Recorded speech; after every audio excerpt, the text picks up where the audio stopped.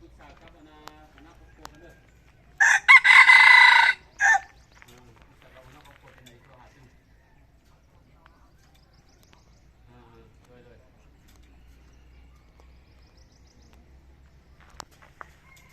ก็หรอเจ็บอยู่ได้ตัวโตมันเป็นชั้นห้าซื้ออยู่แต่เราอยู่ตาโลนั่นเจพูดตัวละเราลูกผู้เราแล้วเท่าแล้วก็พูดต่อ